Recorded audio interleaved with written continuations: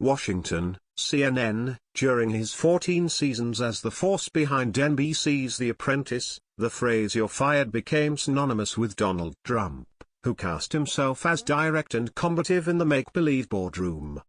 The New York businessman fully embraced the persona. His eponymous building in Midtown Manhattan even strung up a large banner with the phrase as the show was just getting off the ground in 2004.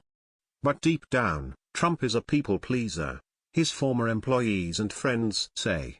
Someone who abhors direct confrontation and would rather be well liked by all, even if that means giving his aides power to axe people. I think Donald Trump doesn't like to fire people, period, the former House Speaker Newt Gingrich, a Trump advisor and friend, said Tuesday on Fox News.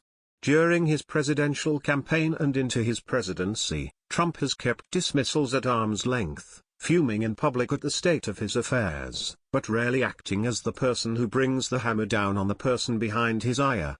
Jeff Sessions, Trump's attorney general and one of his earliest top supporters, is now feeling the impacts of Trump's distaste for firing people. Sessions is effectively an attorney general without the backing of his president, as Trump has tweeted in the last 48 hours that the former Alabama senator is beleaguered and weak. These traits have been on full display Wednesday as Trump tweeted criticism of Sessions as the Attorney General was inside the White House for what a source at the Department of Justice called a routine meeting. Why didn't AG Sessions replace acting FBI Director Andrew McCabe, a Comey friend who was in charge of Clinton investigation but got big dollars, $700,000, for his wife's political run from Hillary Clinton and her representatives? Trump tweeted. Another recent example of Trump avoiding a dismissal was when the president decided to fire FBI Director James Comey. Trump fumed about Comey behind closed doors, according to White House officials, but it was Trump's longtime bodyguard turned White House aide, Keith Schiller, who took a car to the FBI headquarters to deliver the news to Comey. Trump's distaste for conflict also kept him away from some of his campaign's most public firings. When Corey Lewandowski was dismissed in June 2016, it was Trump's son, Donald Trump Jr., who broke the news to the fired campaign manager. And when New Jersey Governor Chris Christie was canned from the Trump transition shortly after Trump's win on Election Day, it was his top strategist, Steve Bannon, who told the governor.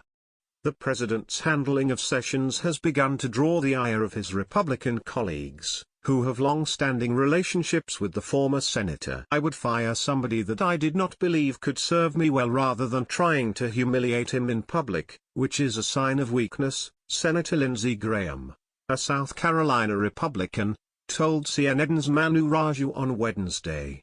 I would just go ahead and say, I appreciate your service, you need to be fired. Trump, according to longtime friends and White House officials, likes to act like he is a heavy when it comes to running his businesses. The president, in conversations between his staffers and people outside the White House, regularly asks how his staff is performing, joking that he will fire them if the answer is negative. Trump did this publicly earlier this week when he joked in front of thousands of people at the Boy Scouts of America's National Jamboree in West Virginia that he would fire Health and Human Services Secretary Tom Price if he can't pass health care reform. He better get the votes, Trump said of Price, who was standing behind him. Otherwise, I'll say, Tom, you're fired. Price and Energy Secretary Rick Perry are seen laughing behind the president. But that truly isn't Trump, and the businessman-turned-politician has admitted as much. In an interview during his run with The Apprentice in Life Beyond Sport, a men's lifestyle magazine, Trump cast the perception that he likes to fire people as wrong. You mentioned how much respect you have for the contestants in your show, the questioner asked. It must be really hard to fire them. Do you ever have regrets about doing it? Trump said, I have regrets. Sometimes I do. People think I enjoy firing people. I don't.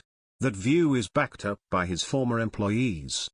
Barbara Rees, Trump's former head of construction, told CNN on Wednesday that she never saw Trump fired someone in 18 years of working with him.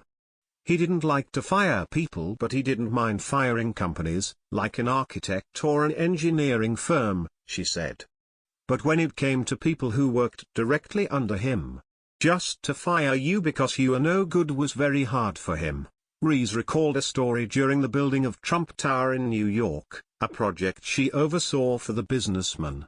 Trump, she recalled, hired a building manager that didn't mesh well with the other staff. So Rees and her assistant told Trump that the guy needed to be fired. Trump agreed, but asked them to do it. We told him, that is it. We are going to let you go, Rees said. Anyway, the guy goes to Donald's office, goes across the street, and Donald says, okay fine, we will keep you.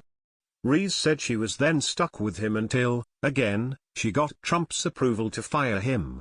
After doing so, the building manager went back to Trump and got him to reverse the decision.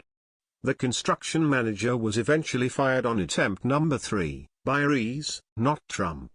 He loves to say everyone loves him, which is not the case. He likes to be buddies with people, Rees said when asked about the lessons she learned about Trump during that back and forth. I think that is part of it.